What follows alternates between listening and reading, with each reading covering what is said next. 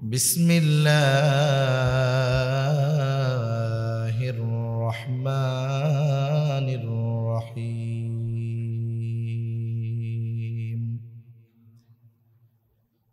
يا أيها الذين آمنوا قوا أنفسكم وأهليكم نارا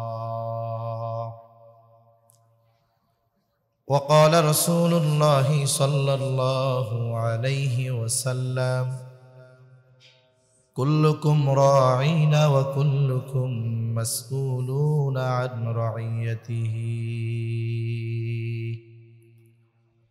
أو كما قال النبي صلى الله عليه وسلم صدق الله العلي العظيم وصدق رسوله النبي الكريم ونحن على ذلك من الشاهدين والشاكرين والحمد لله رب العالمين سبحانك لا علم لنا إلا ما علمتنا إنك أنت العليم الحكيم اللهم صل على محمد وعلى آل محمد كما صليت على إبراهيم وعلى آل إبراهيم إنك حميد مجيد اللهم بارك على محمد وعلى آل محمد كما باركت على إبراهيم وعلى آل إبراهيم إنك حميد مجيد দীর্ঘ রাত পর্যন্ত বিজ্ঞ সুবিজ্ঞ উলামা হযরতদের জবান থেকে বহুত গুরুত্বপূর্ণ কথা শ্রবণ করবার সেই ধারাবাহিকতায় কিছু দ্বীনি কথা মুযাকারা করবার লক্ষ্যে যে মহান মনিব ধৈর্যের সাথে আমাদের এখানে বসার আসার তৌফিক দিয়েছেন সে মহান মনিবকে খুশি করার জন্য মোহাব্বতের সাথে জবান খুলে অন্তর থেকে একবার কালিমাতুশ শুকর পাঠ করি আলহামদুলিল্লাহ। অগণিত দুরূদ ও সালাম সাইয়্যিদুল আম্বিয়া আশরাফুল আম্বিয়া খাতামুল আম্বিয়া ইমামুল মুরসালিন রাহমাতুল লিল আলামিন মুহাম্মাদুর রাসূলুল্লাহ সাল্লাল্লাহু আলাইহি ওয়াসাল্লামের উপর।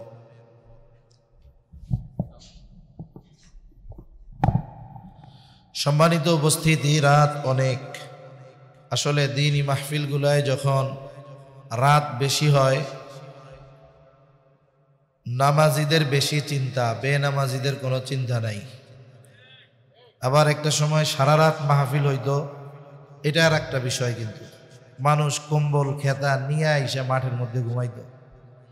ফজরের নামাজ তো কাজা হইতোই না, ওই মাহফিলগুলায় তাহাজ্জুদের সময় উঠাই দেওয়া হইতো, তাহাজ্জুদ হইতো, জিকির আজকার হইতো, রোনাজারি হইতো, ফজর পড়া দোয়া করে মানুষ বাড়ি যেত। সেজন্য যেহেতু পুরা রাত্রির মাহফিল না, এজন্য মাহফিল বেশি রাত পর্যন্ত না করাই উচিত। সর্বপ্রথম আমি আপনাদের একটু বইলা দেই, 11টা বাজে, আমি চেষ্টা করব 12টার মধ্যে কথা ইনশাআল্লাহ শেষ করে দেওয়ার। আল্লাহ তাআলা তৌফিক দান করেন। তা আমি যে আলোচনা করবার উদ্দেশ্যে কোরআনুল কারীমের একটা আয়াতের অংশ ও রাসূল আকরাম সাল্লাল্লাহু আলাইহি ওয়াসাল্লামের একটা হাদিসের অংশ আপনাদের খেদমতে পাঠ করেছি। আমার ইচ্ছা যেই কথাগুলো বলার, যে বিভিন্ন জায়গায় সফরে যাওয়ার কারণে অনেক সময় অনেক মানুষ, শুধু আমাদের কাছে না, উলামা ইকরামের কাছে এসেও অনেক সময় এই কথাগুলো বলে, আফসোস করে, বলে হুজুর জীবনের সর্বস্ব ব্যয় করে 3টা ছেলেকে মানুষ বানাইছি। মানুষ বানানো বলতে উনি কি বুঝতেছে? অনেক বড় ডাক্তার, ইঞ্জিনিয়ার, বিদেশে লেখাপড়া করার জন্য পাঠাইছে। বলে হুজুর ছেলেরা সবাই প্রতিষ্ঠিত, কেউ ইউরোপের নাগরিক, কেউ আমেরিকার নাগরিক, সম্পদের অভাব নাই, টাকা পয়সার অভাব নাই। হুজুর, যাদের জন্য সব কিছু ব্যয় করলাম, জীবনের পড়ন্ত বেলায় এসে তাদের 5 তলা 10 তলা বাড়ি, এই 5-10 তলা বাড়িতে তো আমার জায়গাই হয় না, বলে বাড়ির গাছতলায়ও আমারে থাকতে দেয় না। ওষুধ কেনার টাকা নাই, ভাঙ্গা ঘরের মধ্যে পড়ে আছি। হুজুর, একটু পিতামাতার হকের ব্যাপারে আলোচনা করেন। অনেক জায়গায় এইরকম অবস্থার মুখোমুখি আমি হয়েছি আর কি। তো তখন আমার ওনাকে জিজ্ঞাসা করতে মন চাইছিল, আসলে আপনি সন্তানদেরকে আপনার ভাষায় মানুষ বানানোর চেষ্টা করেছেন, তার মানে আপনি জাগতিক লাইনে সম্পদ উপার্জনের মেশিন বানানোর চেষ্টা করেছেন, কিন্তু সন্তানদেরকে মুসলমান বানানোর জন্য মেহনত করেন নাই, ঠিক কিনা বলে? যদি আপনি তাদেরকে মুসলিম বানানোর জন্য একটু মেহনত করতেন, আজকে এই জীবনের পড়ন্ত বেলায় সম্পদওয়ালা সন্তানদের বোঝা আপনাকে হতে হতো না। কয়েকদিন আগে এক জায়গায় এক গ্রামের মধ্যে গেছি, গ্রামের মধ্যে এখন লেখা দেখি যে ওই এলাকায়ও বৃদ্ধাশ্রম আছে। গ্রামে, শহরে আছে এক হিসাব বুঝলাম, কিন্তু গ্রামেও বৃদ্ধাশ্রম। তার মানে সময়ের সাথে সাথে বৃদ্ধাশ্রম বাড়তেছে। আর যদি বৃদ্ধাশ্রমগুলোর মধ্যে খোঁজ নেন, বেওয়ারিশ মানুষ, আত্মীয় স্বজন নাই, চেনে না, এরকম লোক শতকরা 10% পাবেন। বাকি 90%-এর অতীত যদি খোঁজ নেন, দেখবেন উনি অসহায় ছিল না, ডাক্তার ছিল, টাকা পয়সাওয়ালা ছিল, কিন্তু সন্তানদের কারণে আজকে ওনাকে বৃদ্ধাশ্রমের বাসিন্দা হওয়া লাগছে। ওষুধ কেনার টাকা নাই, তা অবস্থা এরকম। তা আমার প্রায়জনরেই জিজ্ঞাসা করতে মন চাইছে যে আপনি কি সন্তানকে দিন শিখাইছিলেন নাকি? কমপক্ষে যতটুকু শেখানো ফরজ এতটুকু কি শেখাইছিলেন? তা আমার প্রশ্ন করি নাই, কিন্তু আমার দিল বলছে যদি জিজ্ঞাসা করি তাহলে উনি নাই বলবে যে না, 4 বছর থেকেই তো দিছি কিন্ডারগার্টেন, কেজি স্কুলের মধ্যে, আরবি পড়ার টাইম কোথায়? ঠিক কিনা বলে? এজন্য আমরা অনেকে চিন্তা করি যে বুড়াকালে আমাদের সন্তানেরা আমাদের হক আদায় করবে কিনা। মনে রাখবেন, আপনি একটা গাছ লাগালেন, এই গাছটায় যদি আপনি যথাযথভাবে পানি দেন, পরিচর্যা করেন, আগাছা থেকে বাঁচায় রাখেন, যত্ন যদি যথাযথভাবে নেওয়া হয়, যেহেতু আল্লাহ তাআলা এই পৃথিবীর একটা নিজাম ঠিক করে দিয়েছেন, আশা করা যায় 2, 4, 5, 7, 8, 10 বছর পরে ওই যত্ন নেওয়ার কারণে আপনার গাছ আপনাকে ফল দিবে। ঠিক কিনা বলে? আপনি গাছটা লাগিয়েছেন, কোনো যত্ন নেন নাই, সার ওষুধ দেন নাই, আগাছা ঘিরে গাছকেই শেষ করে ফেলবে। জীবনটাও এরকম। আমরা যদি এমনটা মনে করি যে বার্ধক্যকালীন সময় আমার সন্তানেরা আমার হক আদায় করবে, তাহলে এই সন্তানদের জীবনের প্রারম্ভে তাদের আমাদের যত্ন নিতে হবে, ঈমানের গাছে পানি ঢালতে হবে, আমলের গাছ আগাছা পরিষ্কার করে দিতে হবে। তাহলে বুড়াকালে এসে হুজুরের কাছে বলা লাগবে না যে হুজুর একটু মা বাবার হকের ব্যাপারে ওয়াজ করেন। এই সন্তানকে দিন শেখানোর কারণে ওই সন্তান বার্ধক্যকালীন সময়ে সে যদি কষ্ট করেও উপার্জন করে, রিক্সাও চালায়, ভ্যানও চালায়, ঠেলাও চালায়, অন্যের জমিতে যদি কামলাও দেয়, আল্লাহর কসম ওর মা বাবাকে বোঝা মনে করবে না। ঠিক কিনা বলো?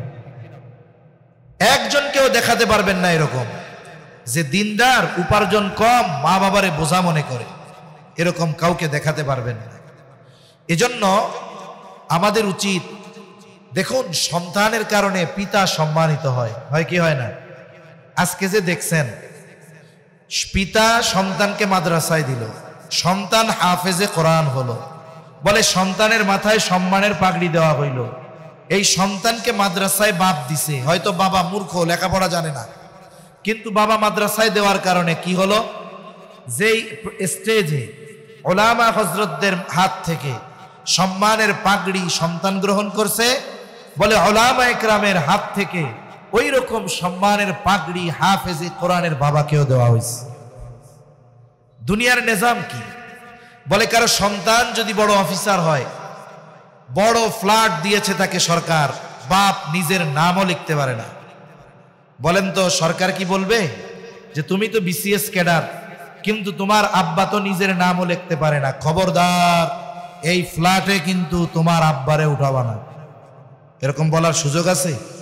বরং ওই মূর্খ লোকটা যদি ছেলের অফিসে যায়, ছেলে যখন ঢুকবে গার্ডকে বলবে এটা আমার বাপ, দেখা মাত্রই দাঁড়ায় যাবে, একের পর এক অফিসারদের পরিচয় করায় দিবে আমার বাপ, সম্মান করবে, সালাম দিবে, মর্যাদা দেখাবে, রেসপেক্ট দেখাবে।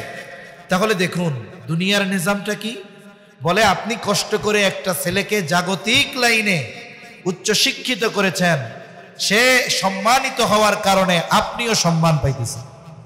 আবার কি আপনি ভালো মানুষ, দিনদার মানুষ, কিন্তু আপনার সন্তান বদদিন, 15টা মামলা বালুকা থানায়, কোর্ট থেকে 17টা ওয়ারেন্ট হয়ে গেছে, পুলিশ প্রতিদিন আপনার বাড়িতে আসে, জানে আপনি সম্মানিত মানুষ, আইসা একদিনও খুঁজে পায় না।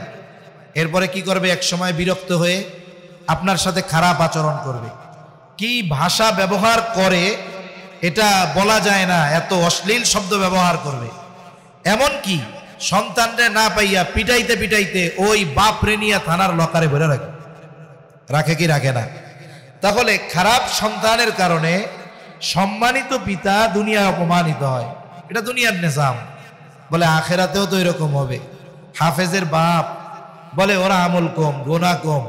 হায় রে, হাফেজে কোরআনের এত সম্মান, এই সম্মানিত ব্যক্তির পিতাকে আযাব দেওয়া যায়, লজ্জা দেওয়া যায়? আল্লাহ তাআলা লজ্জা তো দিবেই না। আমল কম হলেও ওই সন্তানকে বাপ দিন শেখানোর কারণে কিয়ামতের ময়দানে ওই মা বাবাকে আল্লাহ তাআলা সম্মানিত করবে। সুবহান। তাহলে বোঝা গেল কি, সন্তান এগুলো টাকা কামানোর মেশিন না, এগুলো দুনিয়া আখেরাতের সম্পদ। এই সম্পদ যদি দুনিয়া আখেরাতে কাজে লাগাতে হয়, বলে এই সম্পদের পরিচর্যা করার দরকার, যত্ন নেওয়ার দরকার। ওই যে গাছের যত্ন যেমন শুরুতে নিলে ওই গাছ এক সময় ফল দিবে, সন্তানের যত্ন যদি শুরুতে নেন, বলে দুনিয়ায় চিন্তাও নাই, আখেরাতেও আল্লাহ তাআলা ওই সন্তানের কারণে পিতামাতাকে সম্মানিত করবে। এজন্য আজকে আমি যে কথা বলতে চাই, পিতামাতার হক নয়, বরং সন্তানের হক নিয়ে কিছু কথা আমরা আলোচনা করব। কারণ দেখুন, পিতামাতা সন্তানের কাছে হক পাওনাদার কখন হয়? বলে আপনি যদি 6 বছরের এক বাচ্চারে বলেন কালকে থেকে অটো চালাই আমার ইনকাম করে খাওয়াবি, আমি তোর বাপ না?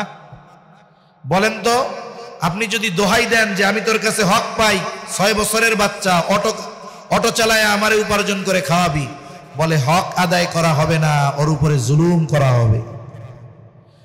তাহলে সন্তানের কাছে পিতা হক পাবে কখন? বলে সন্তান বালেগ হবে যখন, তখন সন্তানকে বলতে পারে যে তোমারে আর আমি টাকা পয়সা দিতে পারবো না, তুমি প্রাপ্তবয়স্ক, এখন থেকে আমারে উপার্জন করে খাওয়াবা। কিন্তু দেখেন, সন্তান পিতার কাছে হক পায় কখন? পিতা তো সন্তানের কাছে সন্তান বালেগ হওয়ার পরে হক পাবে। বলে পিতার কাছে সন্তান হক পায় সন্তান দুনিয়ায় আসার অনেক আগে। প্রসিদ্ধ একটা ঘটনা, খলিফাতুল মুসলিমিন হযরত ওমর রাদিয়াল্লাহু তাআলা, ওনার কাছে এক বাবা গেছে তার সন্তানরে নিয়ে, সন্তানের ব্যাপারে অভিযোগ যে আমার সন্তান আমার হক আদায় করে না, একটু বিচার করে দেন। হযরত ওমর রাদিয়াল্লাহু তাআলা ছেলেটাকে ধরে বলতেছে, এই কি ব্যাপার, তুমি তোমার বাবার হক আদায় করো না কেন? এইবার ছেলেটা খলিফাতুল মুসলিমিনকে বলে, খলিফাতুল মুসলিমিন, আমার একটা বিষয় জানার আছে, এরপরে কথা বলবো।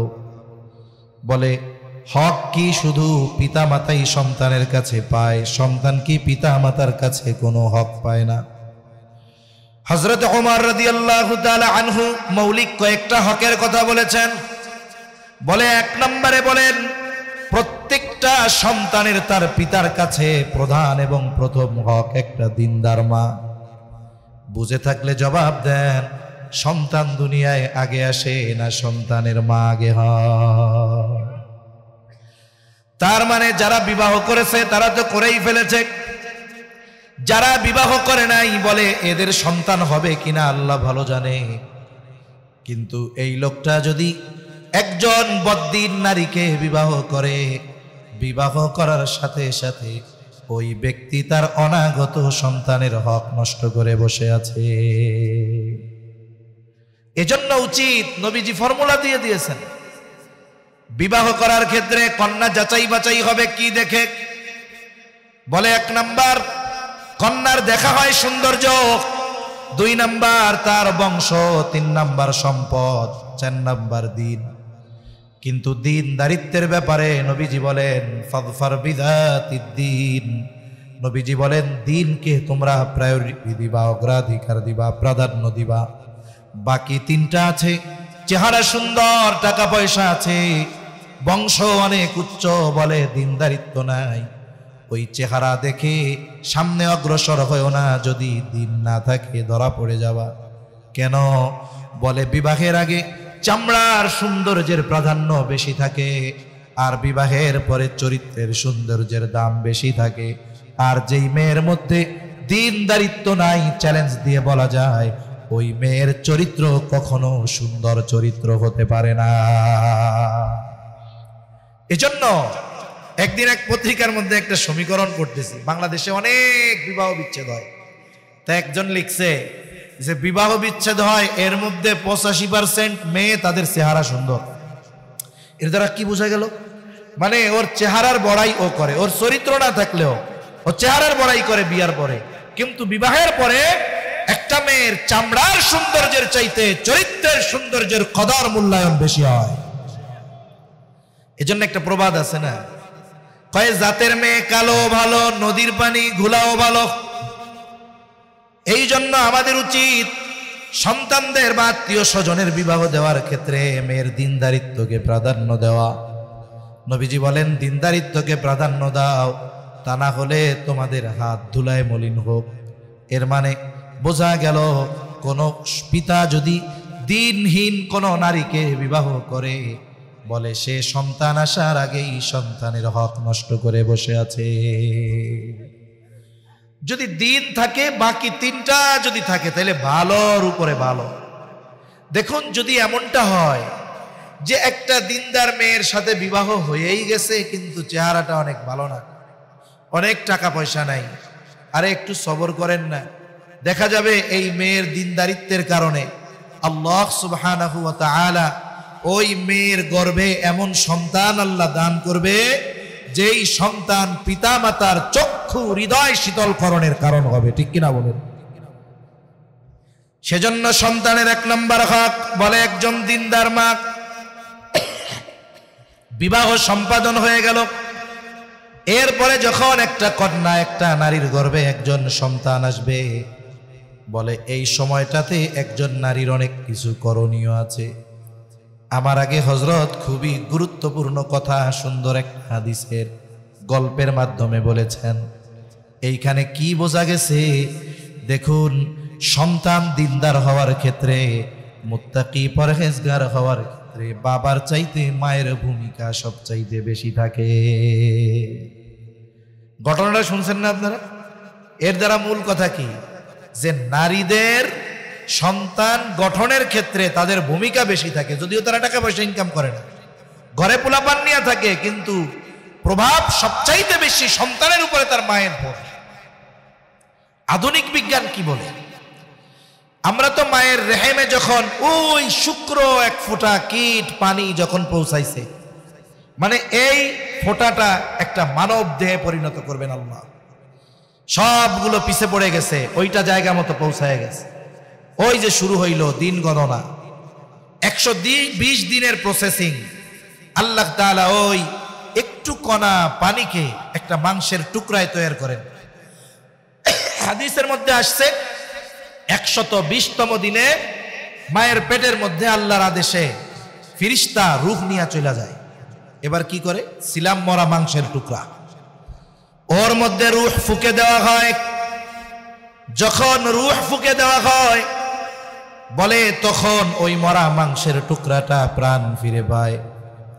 এইবার নড়াচড়া শুরু হয়ে যায়, তার হার্ট তৈরি হয়ে গেছে। হার্ট ওই রূহ ফুঁকে দেওয়ার মাধ্যমে বলে হার্ট সঞ্চালন কতদিন চলবে, কতদিন হার্ট পাম্পিং চালায়া যাবে। বলে যতদিন এই দেহের সাথে রূহের সংযোগ থাকবে ততদিন তার হার্ট চলবে, আর হার্ট যতক্ষণ চলবে ততক্ষণ তাকে জীবিত বলে সাব্যস্ত করা হবে। একজন অ্যাক্সিডেন্ট করছে, একেবারে সেন্সলেস। ডাক্তার এসে কি করে? পালস চেক করে, মানে দেখে হার্টবিট আছে কিনা। যতক্ষণ হার্টবিট থাকে বলে ততক্ষণ ওকে জীবিত বলে সাব্যস্ত করা হয়। হার্টবিট বন্ধ, পালস নাই, পুরো দেহ সুস্থ হলেও কোনো দাম আছে? কোনো দাম। এইবার মায়ের গর্ভে আমার আপনার এই মৃত মাংসের টুকরার মধ্যে রূহ ফুঁকে দেওয়া হলো। এই অবস্থায় কি হয়? বিজ্ঞান বলে মায়ের অন্তরের সাথে সন্তানের অন্তরের কানেকশন হয়ে যায়, অথচ এখনো কান হয় নাই, হাত হয় নাই, পাও হয় নাই, কিছুই হয় নাই। বলে ওই সময় থেকে মা যা অনুভব করে, মা যা চিন্তা করে, ওই সমস্ত কিছুর প্রভাব ওই হাত পা কান চোখ বিহীন সন্তানের অন্তরে যেতে থাকে। কি প্রভাবটা মায়ের! এরপরে সন্তান একটু বড় হলো, মায়ের গর্ভে কান হয়ে গেল, শ্রবণ শক্তি পেল। আধুনিক বিজ্ঞান বলে, আমেরিকার এক ডাক্তার এই বিষয় নিয়ে বিশদ গবেষণা করার পর, যেহেতু সে অমুসলিম, প্রেগন্যান্ট নারীদেরকে নিয়ে তিনি সেমিনার করেছেন যে শোনেন, আপনি যদি চান আপনার সন্তান ভালো গায়ক হোক, সন্তানের কণ্ঠটা সুন্দর হোক, তাইলে আপনার যার কণ্ঠ ভালো লাগে আপনি তার কণ্ঠে গান শুনবেন, নিজে গান গাইবেন। বলে কেন? বলে সন্তান যখন শ্রবণ শক্তি মায়ের গর্ভে পায়, ওই সময় থেকে নিয়ে মা যা বলে, মা যা শোনে, সব কিছু মায়ের গর্ভে সন্তান শুনতে পায়। সে কান খাড়া করে দিয়ে শোনে পেটের মধ্যে থাকতে। এখন বলেন তো, আমরা ছোটবেলায় ওয়াজ শুনতাম, বুজুর্গদের মুখে ঘটনা শুনছি। কুতুবউদ্দিন বখতিয়ার কাকি রহমাতুল্লাহ আলাইহি, ওনার মা সন্তান দুনিয়া আসছে, 6 বছর পর মাদ্রাসায় নিয়ে গেছে, নিজে বাড়ি যা পারছে পড়াইছে। 6 বছর সময় নিয়ে গেছে মাদ্রাসায়। কি পড়াইতে? বলে আলিফ বা তা সা, অক্ষর জ্ঞান দেওয়ার জন্য। অনেক সময় বাচ্চাদের আমরা অনেক কিছু মুখস্থ করায় ফেলি, সে অনেক কিছু পারে কিন্তু অক্ষর চেনে না। অক্ষর জ্ঞান দেওয়ার জন্য নিয়ে গেছে ওস্তাদের কাছে। ওস্তাদ শুরু করেছে, আউযু বিল্লাহি মিনাশ শাইতানির রাজীম, বিসমিল্লাহির রহমানির রহিম। ছোট বাচ্চা, সেও শুরু করেছে, আউযু বিল্লাহি মিনাশ শাইতানির রাজীম, বিসমিল্লাহির রহমানির রহিম। হুজুর চিন্তা করছে, ও থামার পরে ওরে পড়াবো আলিফ বা তা সা, কিন্তু ছোট বাচ্চা, ওস্তাদ মেশিন স্টার্ট দিয়ে দিছে। এইবার আউযু বিল্লাহ বিসমিল্লাহ শেষ, সূরা ফাতিহা শেষ, সূরা বাকারা শেষ, আলে ইমরান শেষ, নিসা শেষ, মায়েদা শেষ, আনআম শেষ। এভাবে করতে করতে 18 পারা যখন শেষ, বাচ্চাটা তখন গিয়ে থামছে। বলে কিরে, আপনি পড়াইতে আনছেন আলিফ বা তা সা, এদিকে 18 পারার হাফেজ। বলে আপনি কি হাফেজা নাকি? বলে না, 18 পারা হেফজ করার সৌভাগ্য হয়েছে, এরপরে বিবাহ হয়ে গেছে। তাইলে আপনি কি এর এটা শিখাইছেন? কয় না। কি করছেন? কয় শুনাইছি। পড়াই নাই, কি করছি? শুনাইছি। বলে কিভাবে শুনাইছেন? বলে আমার সন্তান যেই দিন আমার গর্ভে আসছে, সন্তান গর্ভে আসার পর থেকে নিয়ে ভূমিষ্ঠ হওয়া পর্যন্ত আমি আমার সন্তান পেটে নিয়ে কত হাজার বার এই 18 পারা তিলাওয়াত করেছি, এর কোনো হিসাব নাই। দুনিয়ায় আসলো, আমার পবিত্রতা অর্জনের পর থেকে নিয়ে প্রতিদিন আমার সন্তানকে আমি এই তিলাওয়াত শোনায়েছি। 6 বছর পর্যন্ত কত হাজার বার আমার সন্তানকে আমি এই 18 পারা শুনিয়েছি, এর কোনো হিসাব নাই। চিন্তা করেন, সন্তান যদি গান শুনলে গায়ক হয়, আর সন্তানের মা যদি কোরআন পড়ে, দুরূদ পড়ে, ইস্তিগফার পড়ে, বলেন তো গর্ভের সন্তানের উপরে এই প্রভাব পড়বে কি পড়বে না? সব সন্তান বা সব ছেলের জেন কিন্তু এক না। হেফসখানায় একটা ছেলে পড়ে, ওর আধা পৃষ্ঠা পড়তে ওর 4.5 ঘন্টা লাগে, তাও মুখস্থ হয় না। সকালে যায় হুজুরের কাছে 3 বার বাড়ি খায়। আবার কিছু গোলাবান আছে, ও হেফসখানায় পড়তে বসে, দেখা যায় হাত নাড়ায়, এই করে সেই করে, পড়ার দিক পড়ে কি না আল্লাহ ভালো জানে। ভোর রাত্রে ওইটা সবার আগে 5 পৃষ্ঠা সবক দিয়া দেয়। সবার ব্রেন কি একরকম নাকি? এইবার ওস্তাদ বলে, আপনার সন্তানকে আপনি পড়ান নাই ঠিক আছে, কিন্তু আপনার তিলাওয়াত শুনে শুনে আপনার সন্তান 18 পারার হাফেজ হয়ে গেছে। এই যে মিডিয়ার জামানা আপনাদের অনেকের জানা আছে হয়তো, সম্ভবত আলজেরিয়ার একটা ছেলে 3 বছর 4 বছর বয়স, হাফ প্যান্ট পরে মায়ের কোলের মধ্যে থাকে। ওই বাচ্চাকে কোরআনের যেখান থেকে একটু তিলাওয়াত করা হয়, ওই বাচ্চাটা এরপর থেকে তিলাওয়াত করতে শুরু করে দেয়। এই স্মার্ট ডিজিটাল জামানায় একটা মা যদি তার সন্তানকে এমন ভাবে গড়তে পারে, কুতুবউদ্দিন বখতিয়ার কাকি মায়ের তিলাওয়াত শুনে শুনে 18 পারার হাফেজ হয়ে যাওয়া এটা কোনো কঠিন ব্যাপার নয়। কিন্তু আমাদের সমস্যা কি? যেই সন্তান পেটে আসছে, আমাদের মায়েদের মুখে শুনছি, আমার কথাই কই, আমার মা কইছে তো, কয় তুমি যেই দিন দুনিয়ায় আইছো এই দিনও আমি খেড়ের পালা দিছি। খেড়ের পালা চিনেননি? আপনাদের এদিকে কি কয়? খেড়ের পালা কয়। মনে করেন গৃহস্থলী ঘর যাদের পর্দা মেনটেন করে, ভিতরে মহিলারা ফসলের কাজ করে না, কয় আমি ওই দিনও খেড়ের পালা দিছি। আর এখন থেকে যেই দিন শোনে পেটে বাচ্চা আসতে আর নড়াচড়া করে না, একবার এরকম বইয়া থাকবো চেয়ারে, কোনো নড়াচড়া নাই, কাজকর্ম নাই, একবারে বিছানায় শুয়ে থাকবো, টেলিভিশন দেখবে সোফায় বৈশা বৈশা। বলে এই জন্যই তো তুমি নড়াচড়া করো না, বাচ্চা নড়াচড়া হয় না, যার কারণে লাস্টে স্বাভাবিক ডেলিভারি হয় না, পেট কেটে বের করা লাগে। ঠিক কিনা বলে? এইবার কি হলো? বলে বাচ্চা পেটে আসার পরে বলে এখন কি করব, ডাক্তার তো নড়াচড়া করতে মানা করছে, এই 9 মাস কেমনে কাটামো? আত্মীয় বাড়ি যাইতে পারবো না, বাপের বাড়ি যাইতে পারবো না। এক কাজ করেন না, আমার একটা টাচ ফোন কিনা দেন। দিছে টাচ ফোন কিনা। কয়েকটা সিম কিনা দেন না। দিছে সিম কিনা। কয় টাচ ফোন সিম দিয়া কি করবো যদি এমবি না থাকে? ঠিক কিনা বলেন? এইবার এমবি বইরা দিছে, এমবি তো শেষ হয়ে যায়। কয় দেখেন পাশের বাসার সকিনাগো বাসায় ওয়াইফাই লাইন আছে, ওগো ইন্টারনেট 24 ঘন্টায় কখনোই যায় না, আপনি আমার একটা ওয়াইফাই লাইন কিনা দেন। এই তো ওয়াইফাই লাইন দিছে। এইবার পেটে নিয়া একেবারে ফোনে নাচ গান নাটক সিনেমা দেখে 9 মাস কাটায় দিছে। এখন প্রভাব কি? বলে বাচ্চা দুনিয়ায় আসছে, 2 দিনের মাথায় বাচ্চা কান্নাকাটি করে, এত চেষ্টা করে, হুজুর সূরা পড়ে ফু দেয়, থামে না। একটু পরে আব্বা আয়েশা যেই মোবাইলটা সামনে ধরে, কান্না শেষ। আছে না নাই বলেন? এ প্রভাব কেন পড়লো? সন্তান নষ্ট হওয়ার পেছনে মায়ের কতটা হাত থাকে, সন্তান গড়ার পেছনে মায়ের কতটা ভূমিকা থাকে, এটা অকল্পনীয় ভূমিকা থাকে। হযরত আগে একটা হাদিসের ঘটনা বইলা বিষয়টা সুস্পষ্টভাবে বলে দিয়ে গেছে। এজন্য মায়ের ভূমিকা আছে না নাই? আমি একজন রত্ন গর্ভা মায়ের গল্প পড়তেছিলাম, বড় একজন বুজুর্গর মা। এখন ওনারে জিজ্ঞাসা করছে, আপনার সন্তান এত বড় আলেম হওয়ার পেছনে অবশ্যই মায়ের অবদান, তা আপনি কি মনে করেন কোন কারণে আপনার সন্তানের মধ্যে এই প্রভাব পড়ছে? এক মা বলতেছে যে আমি আমার সন্তানকে 2 বছর দুধ পান করানোর সময়, যেই টাইমটা আমার অপবিত্রতার সময় গেছে সন্তান ভূমিষ্ঠ হওয়ার পরে, ওর পর থেকে আমি আমার জ্ঞাত সারে কখনো অজুবিহীন আর বিসমিল্লাহ ছাড়া আমার সন্তানকে দুধ পান করাই নাই। চিন্তা করছেন? অজুবিহীন আর বিসমিল্লাহ ছাড়া আমার সন্তানকে আমি দুধ পান করাই নাই। বলে আমার মনে হয় এর প্রভাবেই আল্লাহ তাআলা আমার সন্তানকে এইরকম যোগ্য ব্যক্তিতে পরিণত করেছে। আমাদের মায়েরা কি করে? বলে দুধ খাওয়ায়, সন্তানের দিক তাকায়ও না, ফোন টিপতে থাকে। কিন্তু আধুনিক চিকিৎসা বিজ্ঞান কি বলে? সন্তান যখন দুধ পান করে ওই সময়টাতে সন্তান 100% মনোযোগ তার মায়ের দিকে দেয়।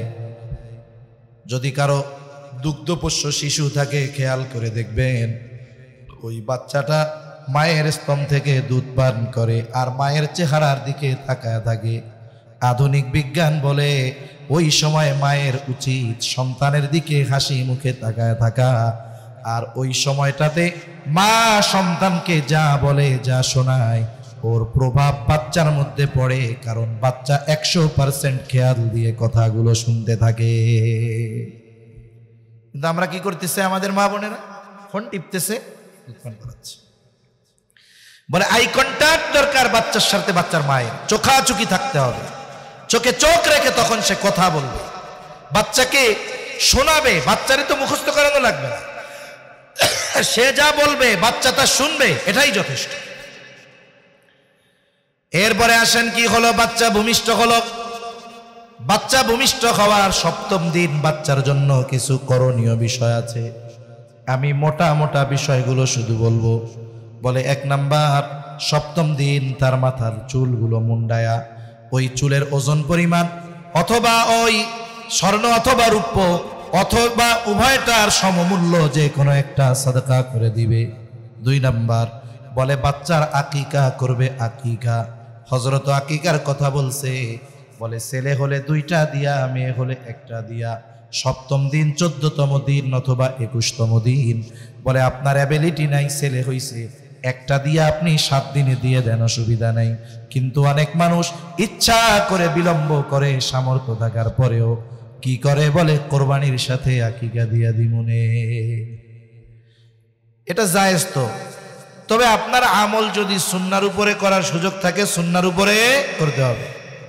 কতজন তো এমন হয় ফোন দেয়, হুজুর কি হয়েছে, হুজুর কোরবানির পশুর সাথে আকিকা দেওয়া যাইব? আরে আকিকা দেওয়া জায়েজ, তবে আগে দিয়ে দেওয়াই উচিত। তো হুজুর কইেন না, কার আকিকা দিবেন? কয় আমারটাই আমি দিব, আমার আম্মার দিতে মনে নাই, আমার নাতির আকিকা দিছি, এখন আমার মা কয় আরে বাজান তোরটাও তো দেওয়া হয় না, একটু দিয়া দেয়। এরকম অনেক আছে, নিজের আকিকা নিজে দেয়। সেজন্য এটা সুন্নাহর উপরে আমল করব আমরা, আমলের ক্ষেত্রে সুন্নাহকে প্রাধান্য দিব। সুযোগ হয় নাই, অ্যাবিলিটি নাই, এক্ষেত্রে তো আর কিছু করার নেই, তখন আপনি জায়েজের উপরে আমল করবেন। আর একটা বিষয় হলো, সন্তানের সুন্দর একটা নাম রাখবো। বলে যেই নাম তার ধর্মীয় পরিচয় বহন করে। আমাদের দেশের সমস্যা হলো আমরা ভালো নামটা চুরির ভয়ে লুকায় রাখি, আর যেইটা নাম ডাক নাম রাখি, এই ডাক নামটা ডাকলে বোঝা যায় না এটা মুসলমান, অমুসলিম, হিন্দু না বৌদ্ধ, পুরুষ না নারী, ঠিক কিনা বলেন? কি নাম রাখছে? বলে আতিকুর রহমান জনি, আব্দুর রহমান টনি। আব্দুর রহমান একেবারে সুন্দর মতো বাক্সের মধ্যে আটকায় রাখছে, ডাক নাম দিছে টনি। টনি নাম মুসলমানের মধ্যেও আছে, হিন্দুর মধ্যেও আছে, খ্রিস্টান বৌদ্ধ সবার মধ্যে এই নাম আছে না নাই? এই নামগুলা ঠিক না, ডাক নাম ভালো রাখতে হবে। আল্লাহ তাআলার কাছে সবচাইতে প্রিয় নাম আবদুল্লাহ আর আব্দুর রহমান। এখন আব্দুল্লাহ বেশি, আব্দুর রহমান বেশি এলাকায়। আল্লাহ তাআলার গুণবাচক নামগুলার সাথে আবদুন শব্দ যোগ করে নাম রেখে দেন আব্দুর রাজ্জাক, আবদুস সামাদ, কত সুন্দর নাম। আবদুল মালিক, আবদুল হালিম, আবদুল মাজিদ, সুন্দর নাম না? আমাদের সভাপতি সাহেবের নাম, আমাদের খতিব সাহেবের নাম আব্দুল মালিক, কত সুন্দর নাম। এই যে সুন্দর নাম সুন্দরভাবে ডাকতে হবে, কিন্তু আমাদের অভ্যাস হলো আমরা সবকিছুই শর্ট বানায় ফেলি। ইসলাম রেও শর্ট বানাই, নাম রেও শর্ট বানাই। কয়দিন পর আব্দুল বাদ দিয়ে ডাকে খালেক, যাক তাও ডাকতেছে এক ভাবসাব। এর কয়দিন পরে এটারেও সাইজ করে ফেলে, কয় খালেক কে আছে না নাই বলেন? এই তেড়া বেকা ব্যঙ্গ কইরা মানুষের নাম ধরে ডাকা, এটা জাহেলিয়াতের সময়ের কাজ, নবীজি মানা করছে। এজন্য আমরা আমাদের সন্তানদের নাম খুব ভালো মতো রাখবো। আমি গোপালগঞ্জ এক জায়গায় গিয়ে ওয়াজ করছি এই বিষয়টা অনেক আগে। এখন এই বেটার ডাক নাম হইল রনি। তা ওই দিন কথাটা বলছি এইগুলা, তা ওই বেচারার হৃদয় এমন ধরা ধরছে, এই বুড়াকালে সে কোরআন, আব্বা কোরআন শিখায় নাই, বাপ ওই রকম দুনিয়াবি লাইনের, সে বুড়াকালে নাম পাল্টাইয়া এরপরে ওই চাঁদপুর মোমিন বাড়ি গিয়া কেরাত শিখা মাশাল্লাহ এখন দেশে এসে 2টা মাদ্রাসা দিছে, 2টা মাদ্রাসা। আমারে কয় হুজুর, তার মাহফিলে এমনি ডেলি প্রতি বছর যাওয়া লাগবে। কয় হুজুর আপনি হলো আপনার ওই ওয়াজে আমি নতুন করে মুসলমান হয়েছি, মানে নাম পাল্টাইছি আর কি। আমার বাপ নাম রাখছিল রনি, আমি ওই মাহফিলে ওটা বলছি যে ডাক নাম রনি, জনি, টনি, তা এর নামের সাথে মিলে গেছে। কথাটা আল্লাহ তাআলা হয়তো তার হৃদয়ে পৌঁছায় দিয়েছে, আমি তো বলার কাজ বলছি। দেখেন বেচারার চিন্তা কত, দিন শেখে নাই, এখন কি করছে নাম পরিবর্তন কইরা 2 বছর না 1 বছর কেরাত শিখা এলাকায় এসে মাদ্রাসা দিচ্ছে। এখন দেশের অনেক বড় বড় উলামা ইকরামের সাথে তার সম্পর্ক। তাহলে নামেরও কিন্তু প্রভাব আছে। বুজুর্গানে দিন বলেন যে হয়তো দেখা যাবে কিয়ামতে তো আল্লাহ তাআলা বান্দারে মাফ করার জন্য বাহানা খুঁজবে, বাহানা কেমনে মাফ করা যায়। দেখা যাবে কিয়ামতের দিন আল্লাহ তাআলা ডাকছে ইয়া ইব্রাহিম, হে ইব্রাহিম। হাসরের ময়দানে যত ইব্রাহিম আছে সব চলে আসবে। আল্লাহ তাআলা হয়তো বলবে কি ব্যাপার, আমি ডাকলাম আমার খলিল ইব্রাহিমকে, তোমাদেরকে তো ডাকি নাই। এইবার হয়তো মানুষেরা বলবে আল্লাহ আপনি তো বলেন নাই খলিলুল্লাহ ইব্রাহিম, আপনি তো ডাক দিছেন ইয়া ইব্রাহিম, আমাদের নামও ইব্রাহিম। আয় আল্লাহ আপনার ডাক শুনে আমরা আপনার কাছে হাজির হয়েছি। হয়তো আল্লাহ বলবে বান্দারে আমার খলিলের সাথে তোর নাম মিল থাকার কারণে আমি আল্লাহ তোকে মাফ করে দিলাম। আল্লাহর কি দয়া মায়া কম আছে? মাফ করার জন্য কোনো ঝামেলা আছে যে উনি মাফ করলে আরেকজন বলবে অবজেকশন ইওর অনার? কেউ বলার আছে? কেউ বলার নাই। আরে আল্লাহ যে কত দয়া মায়া মোহাব্বত তার বান্দার উপর, এটা যদি আমরা বুঝতে পারতাম তাইলে আল্লাহর সাথে জীবনে নাফরমানি করতাম। একটু যেহেতু কথায় কথা আসলো কইয়াই দেই, আল্লাহর দয়া মায়া কত একটু বলবো, কষ্ট হইতেছে না তো? রাসূলুল্লাহ সাল্লাল্লাহু আলাইহি ওয়াসাল্লাম বলেন ইন্না লিল্লাহি মিআতা রাহমাহ, আল্লাহ তাআলার 100 রহমত আছে, 100 রহমত। আল্লাহ তাআলার 100 রহমত। আনজালা মিনহা রাহমাতান ওয়াহিদাতান বাইনাল জিন্নি ওয়াল ইনসি ওয়াল বাহাইমি ওয়াল হাওয়াই। নবীজি বলেন 100 রহমত থেকে একটা রহমত আল্লাহ তাআলা মানুষের মধ্যে জিনের মধ্যে যত প্রাণী আছে, স্থলে হোক জলে হোক, যত হিংস্র প্রাণী হোক, সবার মধ্যে মাত্র 1 ভাগ রহমত আল্লাহ বন্টন করে দিয়েছে। বলে ওই 1 ভাগ রহমত থেকে আমার আপনার নবী কিছু অংশ রহমত পেয়েছে। বলে এই দয়া রহমত পায়া নবীর হালত কেমন? বলে কিয়ামতের কঠিন মুসিবতের দিন, ওই দিন যখন সবাই বলবে নফসি নফসি, ওই দিনও উম্মতের মায়ায় নবীজি বলবে উম্মতি উম্মতি। একটা হিংস্র প্রাণী, এর মধ্যেও বাচ্চার প্রতি মায়া রহমত আছে না নাই? সমাজের নিকৃষ্ট প্রাণী কুকুর, তার মধ্যে মায়া আছে না নাই? আরে কুকুরেরও তার সন্তানের জন্য মায়া আছে। আমি কয়েক জায়গায় বলেছি যে আল্লাহর কত দয়া, আল্লাহ রহমত 1 ভাগ দিছে, তাই প্রাণীর অন্তরে কত দয়া। গত নভেম্বর মাসে নাটোরে এক জায়গায় গেলাম দিনের বেলা, স্বাভাবিক অপরিচিত গাড়ি টাড়ি দেখলে কুকুর রাতের বেলায় খাবে, কিন্তু মেন রোড থেকে যখন শাখা রোডে ঢুকতেছি একটা কুকুর গাড়ির উপরে তাইড়ে আসতেছে, সামনে দিলেও হরেন দিলেও সরে না। সাথে ওই এলাকার একজন মানুষ, আমি বললাম এরকম করে? বলে হুজুর কয়েকদিন আগে এই কুকুরটা তার 3টা বাচ্চা নিয়ে এই রাস্তার উপরে শুয়েছিল, হঠাৎ একটা বড় গাড়ি ঢুকছে, ওই গাড়ির চাপায় তার 3টা বাচ্চা মারা গেছে, বেশ কিছুদিন হয়েছে। বলে ওই দিনের পর থেকে যখন এই রোডে কোনো গাড়ি ঢুকে এই কুকুরটা আক্রমণাত্মক ভাবে তেড়ে আসে। তার মানে যখনই কোনো গাড়ি ঢুকে তার অন্তরে তার সন্তানের কথা মনে পড়ে যায়। 1 ভাগ দয়া রহমত আল্লাহ তাআলা দিয়েছে, বলে বাকি আছে 99 ভাগ। কি করবে আল্লাহ এগুলা দিয়া? বলে আখারাল্লাহু লাহু 99 রাহমাহ, ইয়াগফিরু বিহি ইবাদাহু ইয়াউমাল কিয়ামা। বাকি 99 ভাগ দয়া, রহমত, মায়া আল্লাহ তাআলা নিজের কাছে রক্ষণাবেক্ষণ করে রাখছেন, রেখে দিয়েছেন। কেন? বলে ইয়াগফিরু বিহি ইবাদাহু ইয়াউমাল কিয়ামা, কিয়ামতের দিন এই 99 ভাগ দয়া রহমত দিয়ে আল্লাহ তাআলা তার বান্দাদের মাফ করে দিবে।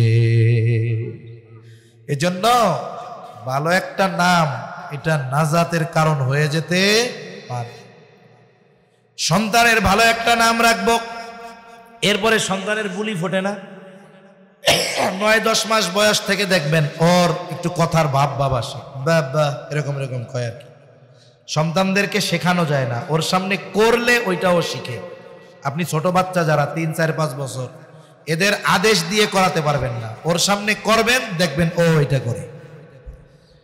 এখন ছোট বাচ্চা যখন বুলি ফুটবে মুখে, বুজুর্গানে দিন বলেন চেষ্টা করা যেন তার জবানের প্রথম উচ্চারিত শব্দটা হয় আল্লাহ। এই জন্য তার সামনে বারবার আল্লাহ আল্লাহ বলেন। দেখেন ছোট বাচ্চা যখন প্রথম দিন তার জবান দিয়ে এমন কোন শব্দ বের করে যা শুনতে একটু আব্বু আব্বু লাগে, মা মা লাগে, এই যে বাচ্চা ডাকছে মানুষের কাছে, আত্মীয় স্বজনের কাছে ফোনে মা বলে আজকে আমার সন্তান আমারে মা ডাকছে, আব্বু বলে আমারে আজকে আব্বু ডাকছে, আপনার দিল খুশি হয়ে যায়। আপনি যদি সন্তানটারে আল্লাহ আল্লাহ শেখান, তার জবান দিয়ে যদি আল্লাহ শব্দটা বের হয়, আশা করা যায় আরশে আজিমের মালিক খুশি হয়ে যাবে। এজন্য চেষ্টা করব প্রথম শব্দটা যেন তার জবান দিয়ে কি বের হয়, আল্লাহ বের হয়। এরপরে সন্তানটা যখন আর একটু বড় হবে, মা বাসায় তাকে সভ্যতা শিখাবে। মা হলো সন্তানের প্রথম প্রাথমিক বিদ্যালয় হলো মা।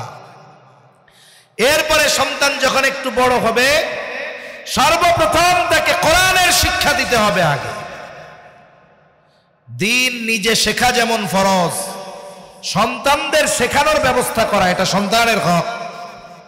এজন্য আল্লাহ তাআলা বলেন, ইয়া আইয়ুহাল্লাযীনা আমানু কু আনফুসাকুম ওয়া আহলিকুম নারা।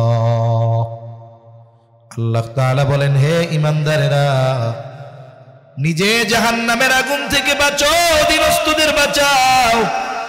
যদি জিজ্ঞাসা করা হয় আল্লাহ নিজে জাহান্নাম থেকে কেমনে বাঁচবো আর অধীনস্থদের কেমনে বাঁচাবো, বলে তুমি আল্লাহ তাআলার হুকুম আহকাম মেনে চলার মাধ্যমে জাহান্নামের আগুন থেকে বাঁচাও, অধীনস্থদেরকে আল্লাহর হুকুম আহকাম মানানোর মাধ্যমে জাহান্নাম থেকে বাঁচাও। তার মানে আল্লাহ তাআলার হুকুম আহকাম মেনে চলার জন্য ইলমে দ্বীন দরকার আছে না নাই? আবার অধীনস্থদেরকে যদি আপনি দ্বীনের উপরে চালাতে চান, আপনারও দ্বীন শেখা দরকার। তাহলে নিজে দ্বীন শেখা যেমন জরুরি, অধীনস্থদেরকে শেখানো জরুরি। কিন্তু আমাদের বাংলাদেশে ওই পরিবেশ নাই যে বাচ্চারে ঘরে রেখা ইলমে দ্বীন শেখাবেন। এই জন্য একটা সময় ছোটবেলায় আমরা মক্তবে যেতাম। মক্তবে আমার এখনো খেয়াল আছে, নামাজ ফরজ হয় নাই, মসজিদে নামাজের জন্য যাওয়া লাগতো না, কিন্তু মক্তবে না গেলে সাইজের অভাব হইতো না। নামাজের জন্য ডাকে নাই, কিন্তু মক্তবে যাওয়া কোনো ছাড় নাই। ছোট মানুষ 4 বছর 5 বছর বয়স, ওর তো নামাজ ফরজ হয় নাই, এজন্য ডাকে না। কিন্তু অভিভাবকরা মনে করতো নামাজ ফরজ হয় নাই, তাতে কি মক্তবে যাওয়া ফরজ হয়ে গেছে, পিটাইয়া দিত মক্তবে বাড়াইয়া। মক্তবে যাওয়া লাগবে। দেখুন এই মক্তবের প্রভাব কি ছিল। মুরব্বী যারা আছেন তারা বলতে পারবেন যে দ্বীন মেনে চলার প্রাথমিক জিনিসগুলো আমরা সুবাহি মক্তব, এই সকালের মক্তব থেকে শিখছিলাম। কিন্তু এখন অনেক জায়গায় মক্তব নিহতর মতো হয়ে গেছে। একেবারে অনেক ঘর, মক্তবের জন্য যেই ঘরগুলো ছিল এগুলো অনেক জায়গায় উইতে খাইয়া ফালাই দিছে, ছাত্র নাই। এ মক্তব বন্ধ হইল কেন? শুনেন, ইসলাম বিদ্বেষীরা এই দেশে আগামী প্রজন্মকে অমুসলিম বানানোর জন্য কোটি কোটি ডলার ইনভেস্ট করে। ওরা বিভিন্ন পদ্ধতিতে করে, বিভিন্ন অফার দিয়ে করে। এই চেষ্টা যে এখন করতেছে তা না, শতাব্দীর পর শতাব্দী ধরে চলে আসতেছে।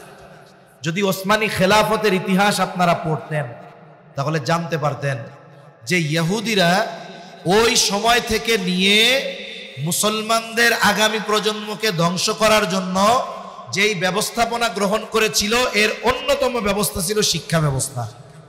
এজন্য শিক্ষা ব্যবস্থায় উল্টাপাল্টা হইলে হুজুররা লাফায় ওঠে, আর সাধারণ মানুষকে হুজুররা তো লাফায় কেন? ইতিহাস তো আপনারা জানেন না, বিজ্ঞ উলামায়ে কেরাম জানে। ইহুদিরা কলোনিতে উসমানী খেলাফতের সময় স্কুল প্রতিষ্ঠা করেছিল, অনেক ফ্যাসিলিটি।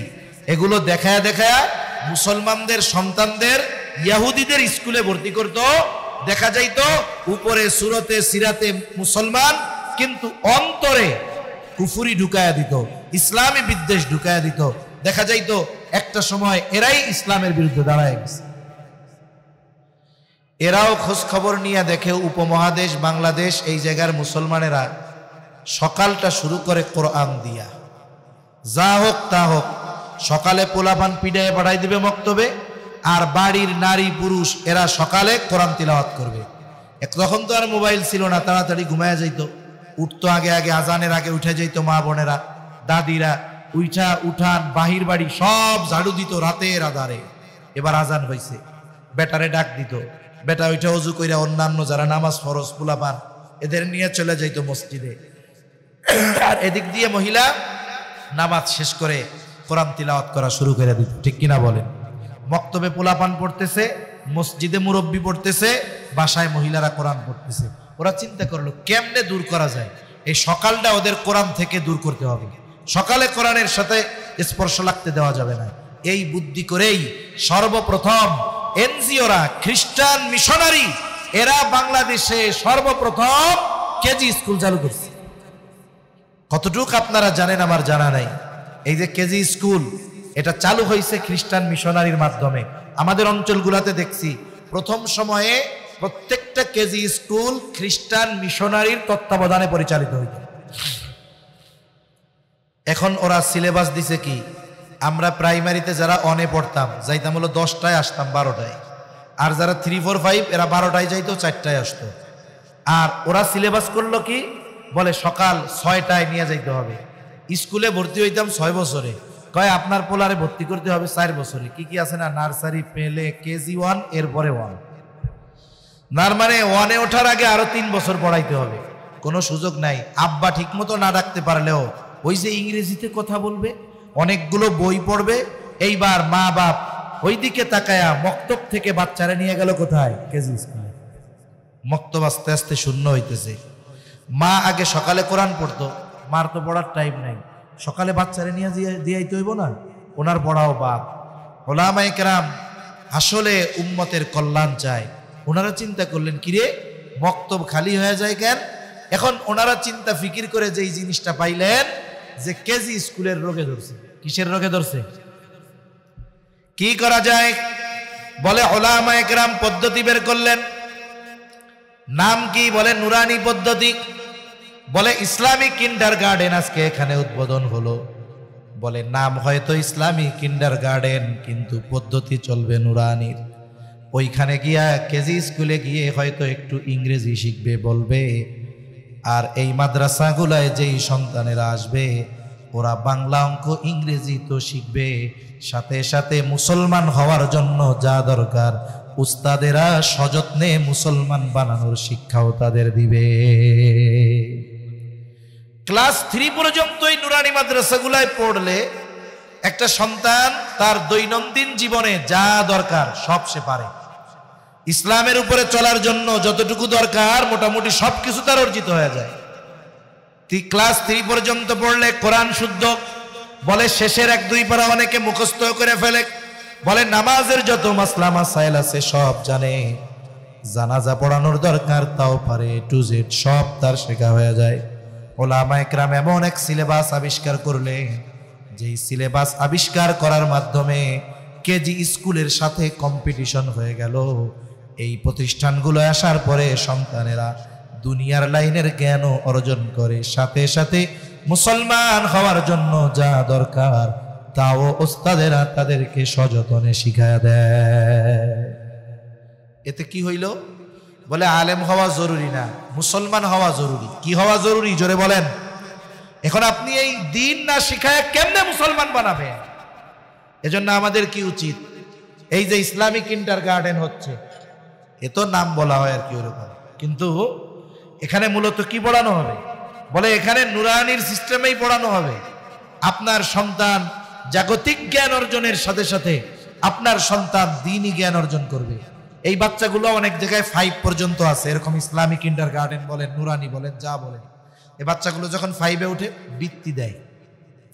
এখন বৃত্তি দেয় কি বলে, আশেপাশের প্রাইমারি স্কুলদের সাথে একটা লেয়াজু করে এরা বৃত্তি দেয়।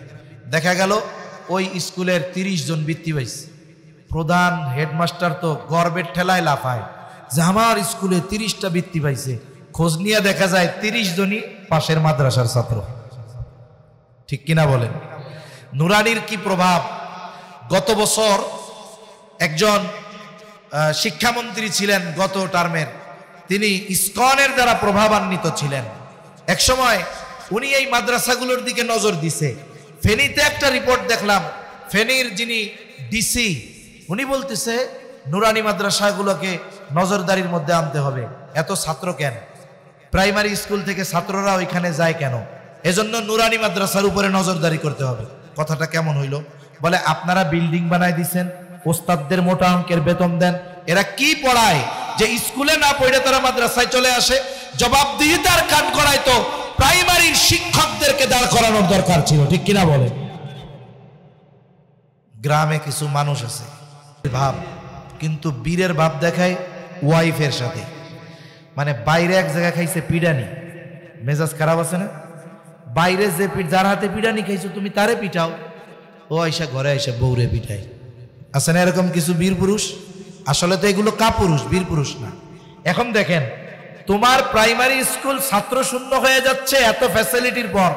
কোন কোন জায়গায় দুপুরে টিফিনে খিচুড়ি দেয়, কোন কোন জায়গায় বিভিন্ন বিস্কিট টিস্কিট দেয়। এরপরেও স্কুল থেকে সব মাদ্রাসায় আসে কেন? জবাবদিহিতার কাজ করায় তাদের দ্বারা করাবা। বিল্ডিং সাইডা ভাঙ্গা ঘরের মধ্যে নুরানি পড়তে আসে কেন? জবাবদিহিতার কাজ করায় তাদেরকে দাঁড় করাবা। এরা কই মাদ্রাসাকে নজরদারির মধ্যে আনা হবে। আমরা বলি শোনো, তোমাদের বিল্ডিং যেই কয়টা বানাইছো ওই কয়টায়ও জায়গা হবে না। এক কাম করো, তোমাদের প্রাইমারির যে সিলেবাস আছে ওগুলো বাদ দিয়ে আমাদের নুরানির সিলেবাসকে প্রাইমারির জন্য নাও। চ্যালেঞ্জ দিয়ে দিলাম, তোমাদের প্রাইমারি স্কুলগুলায় যে রুম আছে, যে শিক্ষক আছে, যে জায়গা আছে, ভবন আছে, কাজ হবে না। ভবন বাড়াতে হবে, শিক্ষক বাড়াতে হবে, রুম বাড়াতে হবে। ঠিক কিনা বলে? এজন্য এক কাম করো, প্রাইমারি স্কুল পর্যন্ত দায়িত্বটা ওলামায়ে কেরামের হাতে দিয়া দাও। দেখবা তাহলে তোমাদের আর কোনো টেনশন নাই। স্কুলে যখনই আসবা দেখবা স্কুলের মধ্যে ছাত্র কিলবিল কিলবিল করতেছে। ঠিক কিনা বলেন? এখন তোমরা মুসলমানদের মনের ভাষা বোঝো না। এদেশের সিংহ পার্সেন্ট মুসলমান এখন অনুধাবন করে যে আমার সন্তানদেরকে আমি যাই বানাই না কেন আগে তাকে আমাকে মুসলমান বানাতে হবে। আলহামদুলিল্লাহ, সময়ের সাথে সাথে অভিভাবকরা এটা অনুধাবন করতে পারতেছে যে আমার সন্তানকে ডাক্তার ইঞ্জিনিয়ার পরে বানাবো, আগে আমার সন্তানকে সুশিক্ষায় শিক্ষিত করে মুসলমান বানাতে হবে, এরপরে অন্য যা হবে হবে। ঠিক কিনা বলে? গেছি মানিকগঞ্জ, মানে গল্পগুলো বলি কেন, একটা এক্সপিরিয়েন্স আপনাদের সাথে শেয়ার করি। এক মানিকগঞ্জ এক প্রাইমারি স্কুলের মাঠে নুরানি মাদ্রাসার মাহফিল, স্কুলের ভবনের সাথে নুরানি মাদ্রাসা, অনেক ছাত্র। তা আমি মোহতামিম সাহেবের জিজ্ঞাসা করতেছি, ভাই স্কুলের সাথে আপনাদের দ্বন্দ্ব লাগে না কেন হুজুর? এই যে নুরানি মাদ্রাসার প্রভাব তো স্কুলের উপরে পড়ে, মাস্ট বি। আবার এদের মাঠেই আপনারা মাহফিল করতেছেন, এরা বিরোধিতা করে না? কয় না হুজুর, কয় এদের স্কুলে একজন আছে অমুসলিম মনে হয়, বলল কি, আর বাকি যত শিক্ষক শিক্ষিকা আছে সব ডির পোলাপান আমার নুরানি মাদ্রাসায় পড়ে। এরাও বুঝতে পারছে যে আমার সন্তানদের মানুষ যদি বানাতে হয়, আখিরাতে যদি বাঁচতে হয়, বুড়াকালে যদি বৃদ্ধাশ্রমে না যেতে হয়, আমার সন্তানকে কমপক্ষে যতটুকু দিন শেখা ফরজ ওইটুকু শেখানোর ব্যবস্থা আমাকে করতে হবে। ঠিক কিনা বলেন? নাইলে পস্তাবে কোন সময়? কোন বুড়াকালে। কোন সময়? বুড়াকালে পস্তাইব। টাকা কামাই করব কিন্তু বাপরে দিব না, বাড়ি হইব কিন্তু বাপরে থাকতে দিব না, মুত্যা হাইগা যদি মাখায় ফেলে বের করে দিব। কিন্তু আপনি দেখান তো, যেই ছেলেটার মধ্যে দ্বীনের বুঝ আছে, আলেম না দ্বীনের বুঝ আছে, এইরকম একটা ছেলে সে যদি অল্প উপার্জন করে, তার মা বাপ যদি বৃদ্ধ হয়, সে বোঝা মনে করে বাইরে ফালায়া দিছেন, দেখান তো আমারে। আমার দিল বলে আপনি দেখাতে পারবেন। এজন্য সন্তানকে প্রথমে দ্বীনের শিক্ষায় শিক্ষিত করব, এরপরে আপনার মন চায় আপনি ডাক্তার বানান, ইঞ্জিনিয়ার বানান, অসুবিধা নাই। কিন্তু মাদ্রাসায় ক্লাস 5 পর্যন্ত পড়ে ওই ছেলেটা যদি ডাক্তার হয়, ও দিনদার ডাক্তার হবে, অযথা টেস্ট দেওয়া ঢাকায় ডাক্তার হবে না। সমাজে ডাক্তারের অভাব নাই। আমি মাঝে মধ্যে বলি, ডাক্তারের শুরুতে ডয়কারের ডা দিয়ে 2টা শূন্য বিসর্গ দেওয়া থাকে, তাহলে এটা দিয়ে ডাক্তারও হয়, ডাকাইতও হয়, ঠিক কিনা বলেন? এখন কি করে গেছেন আপনি ডাক্তারের কাছে, কিছুই হয় নাই, বিনা কারণে 30টা টেস্ট দিয়ে রাখবে, আবার বলবে শুনেন ওই ডায়াগনস্টিক সেন্টার থেকে যদি না করেন টেস্ট কিন্তু ভালো হবে না, কাম সারা। আপনারে 15,000-এর টেস্ট দিয়া সে 50% খেয়া বয়ে রয়েছে, 7,500 তার কামাই, আবার 500, 700, 1,000 ভিজিট দিয়েছেন। বলেন এগুলো ডাক্তার না ডাকাত? জোরে বলেন, ডাক্তার না ডাকাত? যদি ওর মধ্যে দিন থাকে ও কি করবে? ও ডাকাতি করবে না। অনেক দিনদার ডাক্তার এরকম আছে, গ্রাম অঞ্চল থেকে শহরে থাকে, প্রতি মাসে 1-2 বার এলাকায় যায়, গাড়ি বইরা ওষুধ নিয়ে যায়, গরিব মানুষ যারা ফ্রি ট্রিটমেন্ট দেয়। এরপরে যদি কোনো মেজর অপারেশনের দরকার থাকে, সে লেয়াজু করে স্বল্প খরচে চিকিৎসা করায় দেয়। আরে আপনার সন্তান হয়তো ডাক্তার হইছে, আলেম হয় নাই, কিন্তু সে তো দিনদার ডাক্তার। বলে এই যে খেদমত যে সে করতেছে, বলে খেদমতে খাল, এটা যে কত বড় ইবাদত। বলে এই ডাক্তারি শেখা, ডাক্তারি পেশাটা তার জন্য ইবাদত হয়ে যায়। টাকাও কামাই করবে, সওয়াবও হবে। আমাদের তো ইঞ্জিনিয়ার দরকার, দরকার আছে না? এরকম ইঞ্জিনিয়ার দরকার আছে না নাই? এরকম অনেক দিনদার ইঞ্জিনিয়ার আছে। এখন মূল কথা হলো, আপনার সন্তানকে আপনি ইঞ্জিনিয়ার, ডাক্তার, উকিল, ব্যারিস্টার যা বানান, আগে মুসলমান বানাতে হবে। কি বানাতে হবে জোরে বলেন? এজন্য কোরআনের শিক্ষা দিতে হবে। কিসের শিক্ষা? কোরআনের শিক্ষা। ইন্দ্রাণী মাদ্রাসাগুলো দিবেন, 3-4 পর্যন্ত পড়ান, এরপরে অন্য লাইনে নেন। কি হবে জানেননি? আরবিতে একটা প্রবাদ আছে, কুল্লু শাইইন ইয়ারজিউ ইলা আসলিহি। প্রত্যেকটা জিনিস তার মূলের দিকে আসে। যেমন চাঁদ যখন 1 তারিখে ওঠে, 14 তারিখ দিবাগত রাতে পূর্ণ হয় না, আবার ক্ষয় হইতে হইতে 1 তারিখের চাঁদের মতোই আবার হয়ে যায়। তার মানে ও আবার আগের চেহারায় চলে আসে। আপনার ছেলে যদি প্রাথমিক ভিত্তিমূলক শিক্ষা যদি তার দ্বীনি শিক্ষা হয়, ও যদি শয়তানের ধোকায় পড়ে উল্টাপাল্টা তক্তা নামাজে এসে যদি চুপ করে থাকো, নামাজের পরে এসে তোমার লেগে একটা চকলেট, ও দেখবেন ওই 2 টাকার এক চকলেটের লেগে চুপ করে আছে। হয়তো এই বাচ্চা প্রথমে চকলেটের পাওয়ার জন্য মসজিদে আসবে, কিন্তু সময়ের সাথে সাথে তার পরিবর্তন এমন হবে, এক সময় চকলেট পাওয়ার জন্য মসজিদে যাইতো, আর একটা সময় সে আল্লাহকে পাওয়ার জন্য মসজিদে যাবে। এজন্য আমাদের বাচ্চাদেরকে মসজিদমুখী কিভাবে করা যায়, আগামী প্রজন্মকে মসজিদমুখী কিভাবে করা যায়, এজন্য মসজিদ কমিটি যারা আছে এদের উদ্যোগ গ্রহণ করা দরকার। আমাদের মসজিদ কমিটিদের চিন্তা হলো স্ট্রাকচারগত উন্নয়ন। কার এসি কয়টা আছে, আমি তার চেয়ে বেশি লাগাবো। ওর কয়তলা, আমার আরো বাড়াইতে হবে। ও লাগাইছে টাইলস, আমি লাগাবো মার্বেল। আমাদের চিন্তা হলো খালি এইগুলা। মুসল্লি বাড়ান। আপনি একটু চিন্তা করেন তো, আমার চিন্তা করতে হবে আমি মারা যাওয়ার পরে আমার শূন্য স্থানটা আমার কোন মুসল্লি দ্বারা পূর্ণ হবে কিনা, এই হিসাব করার দরকার আছে না নাই? কত মসজিদ মুরব্বীদের দ্বারা ভরপুর ছিল, দুনিয়ায় তারা নাই, এখন নামাজও হয় না। কত অঞ্চলে যাই, প্রত্যন্ত অঞ্চলে মসজিদ নিজেদের যাইয়া আজান দিয়ে ঝাড়ু দিয়ে এরপরে নামাজ পড়ালে, অবস্থা কত খারাপ। এজন্য বাচ্চাদের মসজিদমুখী করার দরকার আছে না নাই? এরপরে বাচ্চা ছেলে হোক আর মেয়ে হোক প্রাপ্তবয়স্ক হয়ে গেছে, বলে বিবাহ দেওয়ার দায়িত্ব অভিভাবকের। ছেলের বিয়ে দেওয়ার দায়িত্ব অভিভাবকের, মেয়েরটাও বিবাহ দেওয়ার দায়িত্ব অভিভাবকের। কিন্তু অভিভাবক মেয়ের ব্যাপারে দায়িত্ব নেয়, ছেলের ব্যাপারে দায়িত্ব নেয় না। ঠিক কিনা বলেন? আল্লাহ কি বলছে? وَأَنكِحُوا الْأَيَامَ مِنكُمْ وَالصَّالِحِينَ مِنْ عِبَادِكُمْ وَإِمَائِكُمْ إِنْ يَكُونُوا فُقَرَاءَ يُغْنِهِمُ اللَّهُ। অভিভাবকদেরকে উদ্দেশ্য করে আল্লাহ তাআলা বলেন, তোমাদের অধীনস্থ যারা বিবাহ উপযুক্ত আছে তাদের বিয়ে দিয়ে দাও। আল্লাহ তাআলা এরপরে বলেন, তোমরা হয়তো দরিদ্রতার ভয়ে বিয়ে দিবা না, আল্লাহ তাআলা বলেন ইয়াকুনু ফুকারা ইউগনিহিমুল্লাহ, তারা যদি দরিদ্র হয় তাদের ধনী বানায় দিবে কে? 12টা বাজে গেছে, 2-1 মিনিট একটু সময় নেই, আমারও কথা শেষ। মনে করেন একজনের একটা মেয়ে হইছে, মেয়ে হইলে বাপ আগে বিয়ের চিন্তা করে, মেয়ে বাঁচবো কি বাঁচবো না হিসাব নেই, আগে চিন্তা করে বিয়ার। অনেকে করে কি, মেয়ে হইছে এই উপলক্ষে বাড়িতে 10টা মেহগনি গাছ লাগাইছে, আবার প্রতি মাসে 500 করে টাকা জমায়।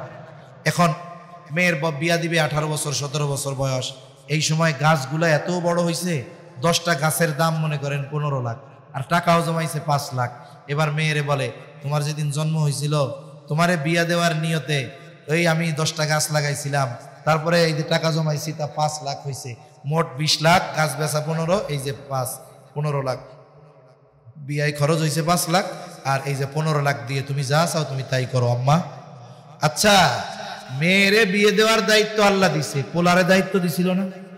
তাহলে পোলা যখন হয়েছে পোলার বিয়ার চিন্তা করে 10টা গাছ লাগাইতেন, পোলার জন্য মাসে মাসে 500 টাকা করে জমাইতেন। যে যেমন মেয়েকে বিবাহ দেওয়া আমার দায়িত্ব, ছেলেকে বিবাহ দেওয়াও আমার দায়িত্ব। বরং কি হয়, ছেলে প্রাপ্তবয়স্ক হওয়ার পরে বিয়া তো দেয় না, ও যদি বিয়া করতেই চায় বলে আগে কামাই করো, নিজের পায়ে দাঁড়াও। কি কয়, আগে নিজের পায়ে দাঁড়াও, এস্টাবলিশড হও। এখন মনে করেন কোনো মতো চাকরি বাকরি ধরছে, এখন কাব্বা এখন বিয়েটা দেন, বুড়া তো হয়ে গেলাম, আমার বন্ধু বান্ধব কতজন কয়দিন পরে শ্বশুর হবে, আর আমি বিয়াই করতে পারলাম না। সবে তো কামাই শুরু করছো, 5 বছর আমাকে খাওয়াও, হ্যাঁ, এরপরে বিয়া করি। আচ্ছা, আপনি যদি ওই সময় তার জন্য 10টা গাছ লাগায় রাখতেন, এই সময় 20 লাখ হয়েছে বিয়ার বয়স, আপনি সন্তানরে বলতেন শোনো, মেয়েকে বিবাহ দেওয়ার দায়িত্ব যেমন আমার, তোমাকে বিবাহ দেওয়ার দায়িত্ব আমার। কারণ নবী বলেছে আমার অধীনস্থ সন্তান তোমরা যদি যৌবনের তাড়নায় কোনো গুনাহ করো, আমি যত বুজুর্গই হই না কেন, বিবাহ না দেওয়ার কারণে গুনাহ করতেছো, ওই গুনাহ আমার আমলনামায়ও সমপরিমাণ যোগ হয়ে যাচ্ছে। বাবা মা, আমি তোমার জন্য গুনাহগার হইতে চাই না, জাহান্নামে যাইতে চাই না, আমার দায়িত্ব ছিল তোমারে বিবাহ দেওয়া। এই যে গাছ আছে 10টা 10 লাখ, আর 5 লাখ জমাইছি, এই যে 15 লাখ বা 3-4 লাখ খরচ করে বিয়ে করো, বাকি 12 লাখ দিয়ে ব্যবসা বাণিজ্য করে তোমার ফ্যামিলি নিয়ে তুমি খেতে থাকো। করা যাইতো কি যাইতো না? এজন্য মনে রাখবেন, আপনার অধীনস্থ সন্তান তারা যদি বিবাহ না দেওয়ার কারণে যদি কোনো অন্যায় করে, যে অন্যায় করুক ওই অন্যায়ের সমপরিমাণ গুনাহ অভিভাবকের আমলনামায় যোগ হয়ে যাবে। এজন্য আমি মোটা দাগে সন্তানদের কয়েকটা হক বললাম। আমার দিল বলে যেই বাবা এই কয়েকটা হক সন্তানের ব্যাপারে আদায় করবে, আমার দিল বলে যে ওই বাবার বুড়াকালে আইসা আমার মতো হুজুরের কাছে বলা লাগবে না যে হুজুর একটু মা বাবার হকের ওয়াজ করেন, বলা লাগবে। তাহলে বলেন আমরা সন্তানদের দিন শেখাবো তো ইনশাআল্লাহ। আমি আলেম বানাইতে বলি নাই, আমি বলি নাই যে আপনি একবারে মুফতি মুহাদ্দিস বানান, ওটা আপনার খুশি, কিন্তু আপনি ছেলেকে দিন শেখান। এই যে ইসলামিক কিন্ডারগার্টেন চালু হচ্ছে, এখানে সন্তানগুলারে দেন, ইনশাআল্লাহ এর ফিডব্যাক পাবেন। যেমন গাছ লাগাইলে ফলজ গাছ যদি হয় যত্ন নিলে ফল পাওয়া যায়, কাঠের গাছ যদি হয় ওই 10 টাকার চারা যত্ন নেওয়ার কারণে লাখ টাকার উপরে দাম হয়। এই সন্তানরে একটু দ্বীনের পরিবেশে দেন, একটু যত্ন নেন, এই সন্তানের দ্বারা শুধু দুনিয়ায় নয় ইনশাআল্লাহ আখিরাতেও আপনাকে আল্লাহ তাআলা সম্মানিত করবে। আল্লাহ তাআলা কথাগুলো বুঝবার তৌফিক দান করেন, আমিন। ওয়া আখিরু দাওয়ানা